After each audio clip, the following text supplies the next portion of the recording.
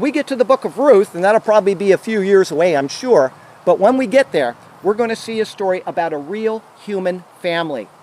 They really lived, and they had real tragedies. If you've read the story, before I go on, I'm just going to say this because it popped into my head. Ruth is 4 chapters long.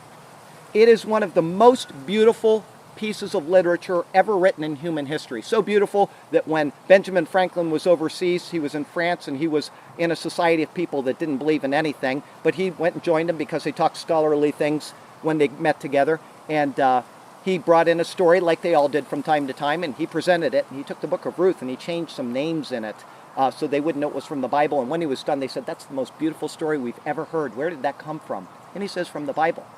It is that beautiful. It will take you about 15 minutes to read, maybe 20, and most people have never even looked at it. And yet there is more about Jesus Christ in the book of Ruth, picturing him. Every name, every location, everything that happens points to Jesus Christ.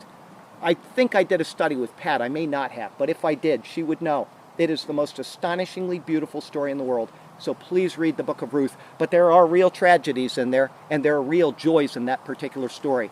And one main character of this book, which is Ruth, who the book is named after, is outside of the line of Israel. She's from the line of Moab, a people that are opposed to Israel. And yet she is brought into this line, and she eventually becomes an ancestor of Jesus Christ, listed in the genealogy of Jesus Christ in Matthew chapter 1. So the question is, was there favoritism in her case? No. There was a response to faith, just as there was a response to Abel's faith when he made his offering, and a rejection of Cain's when he made his, because Cain lacked faith. At the same time, there is a sort of favoritism involved in the people as we go through the Bible as well. Once God establishes his covenant with a group of people, such as Israel, or we established one with him as the people of America, there are benefits that go along with the establishment of that covenant. They partake of the blessings of that covenant, whether they individually have faith or not. The rains would fall on the disobedient sons of Israel, just like it fell on the obedient sons of Israel. And it watered their crops, and they got all the same blessings as the people that didn't believe anything.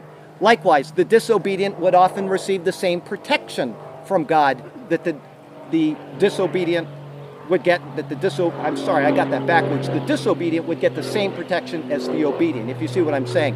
Today, here in Israel, going over there, if you go over there, there are people that have called on Jesus, and there are people that have not called on Jesus. Some of them in the future will, and some of them in the future won't. But God has returned all of the Jewish people to their land, and they all benefit from his grace, every one of them. So in a physical sense, God seems to show favoritism. But in the spiritual, each has to come to him individually by faith. But guess what?